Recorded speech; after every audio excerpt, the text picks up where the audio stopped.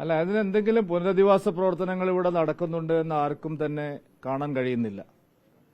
വയനാട്ടിലെ പുനരധിവാസം അമ്പെ പാളിയിരിക്കുകയാണ്.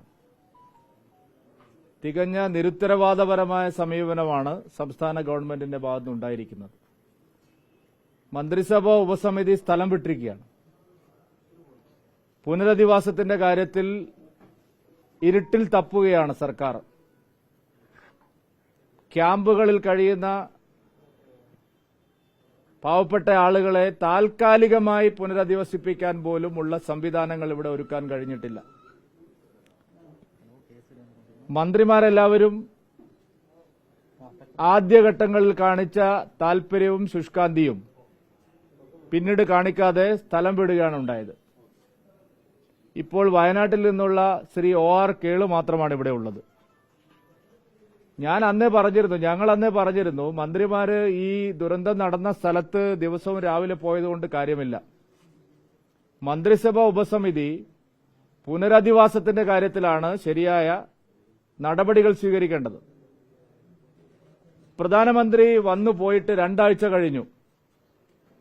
വിശദമായ മെമ്മോറാണ്ടം തയ്യാറാക്കി കേന്ദ്രത്തെ സമീപിക്കണം എന്ന് പ്രധാനമന്ത്രി അവലോകന യോഗത്തിൽ ആവശ്യപ്പെട്ടതാണ്. ഒരു നടപടിയും സർക്കാരിന്റെ ഭാഗത്തുനിന്നുണ്ടായില്ല. പുനരധിവാസത്തിന്റെ കാര്യത്തിൽ ശാസ്ത്രീയമായ ഒരു ഗൃഹപാഠം നടത്തിയുള്ള ഒരു റിപ്പോർട്ടും സംസ്ഥാന ഗവൺമെന്റിന്റെ കയ്യിലില്ല. ആദ്യം പറഞ്ഞ താൽക്കാലിക നിവേദനം മാത്രമാണ് ഇപ്പോഴും നമ്മുടെ മുമ്പിലുള്ളത്. പുത്തുമല പുനരധിവാസത്തിന്റെ കാര്യത്തിൽ വലിയ വീഴ്ചയുണ്ടായത് നമുക്കെല്ലാവർക്കും അറിയാം.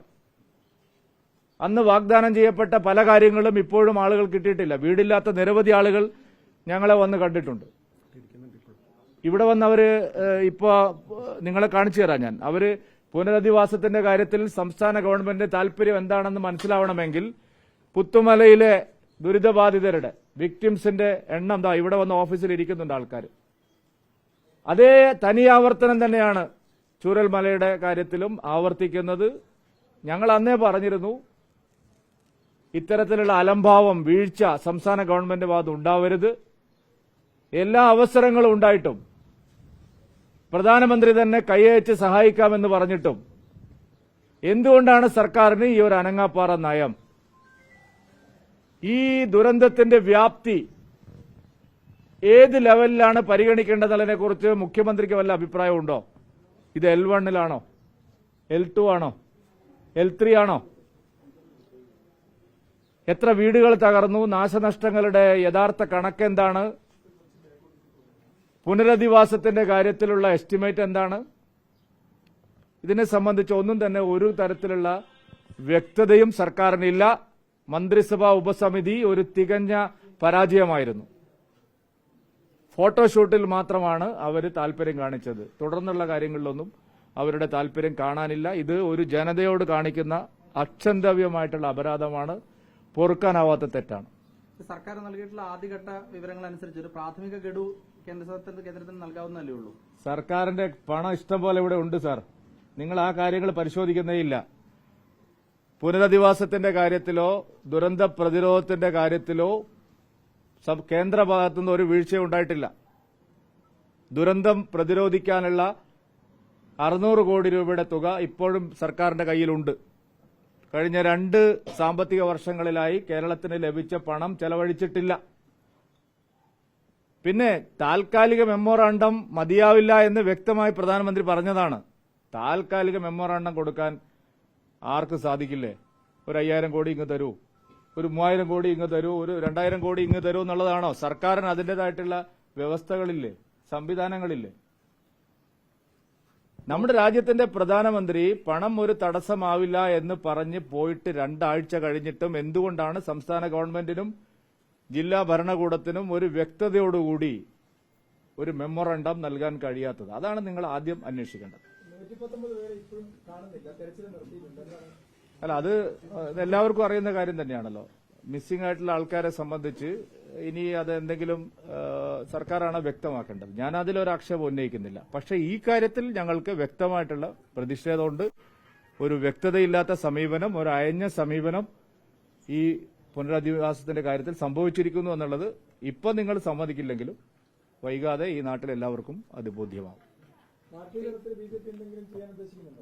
ഞാൻ നേരത്തെ പറഞ്ഞല്ലോ, ഞാൻ ഈ കാര്യത്തിൽ മന്ത്രിസഭാ ഉപസമിതിയെ തന്നെ നേരിട്ട് കണ്ട് എന്താ നിങ്ങളെ പരിപാടി എന്ന് ചോദിച്ചു. വേറെ ഒരു പാർട്ടിയും അങ്ങനെ ചോദിച്ചിട്ടില്ല. ഞാൻ നേരിട്ട് കെ രാജനെയും മുഹമ്മദ് റിയാസിനെയും AK ശശീന്ദ്രനെയും കേളുവിനെയും ജില്ലാ കലക്ടറെയും ഒരുമിച്ച് കണ്ട് എന്താണ് ഈ പുനരധിവാസത്തിൽ നിങ്ങളുടെ പാക്കേജിന്റെ സ്വഭാവം, ആര് വീട് വെച്ചുകൊടുക്കും, ഇപ്പൊ തന്നെ 1000-ലധികം വീടുകൾ വെച്ചു കൊടുക്കാന്നുള്ള ഓഫർ വന്നിട്ടുണ്ട്. നിങ്ങളുടെ റെസ്പോൺസ് എന്താണ് വീട് വെച്ചു കൊടുക്കാനുള്ള മാനദണ്ഡം? സ്ഥലം ആര് കൊടുക്കും? സ്ഥലം വീട് വെച്ചു കൊടുക്കാമെന്ന് പറഞ്ഞവർ തന്നെ കൊടുക്കണമോ? സർക്കാരിന് എന്തെങ്കിലും വീടുകളെ സംബന്ധിച്ചുള്ള സ്പെസിഫിക്കേഷൻസ് ഉണ്ടോ? ഒരു സർവകക്ഷി യോഗം വിളിച്ച് ആ കാര്യം വ്യക്തമാക്കാൻ പോലും ഇതുവരെ സർക്കാർ തയ്യാറായിട്ടില്ല. ഇതൊരു ചെറിയ കാര്യമല്ലല്ലോ. എന്തുകൊണ്ടാണ് സർക്കാർ ഒരു സർവകക്ഷി യോഗം വിളിച്ച് പുനരധിവാസ പാക്കേജിന്റെ സ്വഭാവം ഇതാണ് എന്ന് പറയാൻ തയ്യാറാവാത്തത്? ഞാൻ വേണമെങ്കിൽ ബോബി ചെമ്മണ്ണൂറും ഒക്കെ പ്രഖ്യാപിച്ചതുപോലെ ഒരു വീടുകളുടെ എണ്ണം പ്രഖ്യാപിച്ചു പോയിട്ട് കാര്യമുണ്ടോ? വേറെ ചില പേരുകൾ പറയുന്നില്ല. 200 ഏക്കർ 300 ഏക്കറൊക്കെ തരാമെന്ന് പറഞ്ഞ ആൾക്കാരുണ്ട്. അതാണോ അതിന്റെ ഒരു രീതി? സർക്കാരിന് എന്തെങ്കിലും ഒരു വ്യവസ്ഥയും വെള്ളിയാഴ്ചയും വേണ്ടേ? അതില്ലാതെയാണ് ഇവിടെ കാര്യങ്ങൾ നടക്കുന്നത്. ഇവിടെ ഇപ്പോൾ ഒരു നാഥനില്ല, കളരിയാണ്. മാധ്യമങ്ങളുടെ താല്പര്യവും കുറഞ്ഞിരിക്കുന്നു. അതൊരു സത്യമാണ്. സുരേഷ് ഗോപി സിനിമയിൽ അദ്ദേഹത്തിന് മന്ത്രിയായിരിക്കാൻ അഭിനയിക്കാൻ താല്പര്യം പ്രകടിപ്പിച്ചിട്ടുണ്ട്. അപ്പൊ കേന്ദ്ര നേതൃത്വത്തിന് മുൻപിൽ ആവശ്യം ഉന്നയിച്ചാണ് മനസ്സിലാക്കുന്നത്. എങ്ങനെയാണ് ഒരു സംസ്ഥാന നേതൃത്വ കാര്യത്തിൽ? ഇല്ല, അക്കാര്യം അദ്ദേഹം കേന്ദ്രമന്ത്രിയാണ്. അദ്ദേഹം ഇവിടെ അത് പറഞ്ഞുകൊണ്ട് ഞങ്ങളല്ലല്ലോ അതിന് കാരണം.